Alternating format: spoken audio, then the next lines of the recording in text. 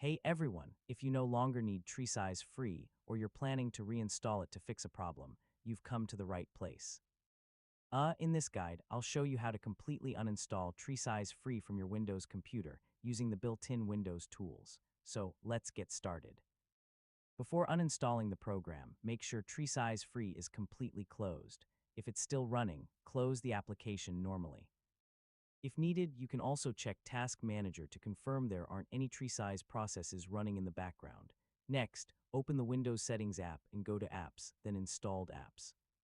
On some versions of Windows, this section may simply be called Apps and Features. This is where you can manage the software installed on your computer. In the search box, type TreeSize to quickly locate the application. Once it appears in the list, click the menu next to it and choose Uninstall. Windows may ask you to confirm the removal.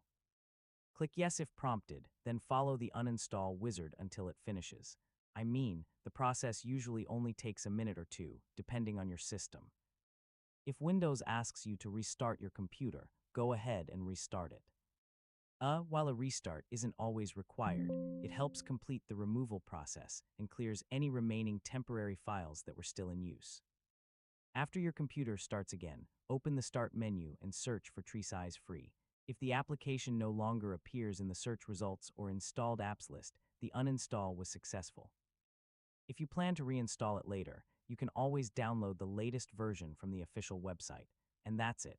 You've successfully removed TreeSize free from your Windows PC. Whether you're uninstalling it permanently or preparing for a fresh installation, the process is quick and straightforward.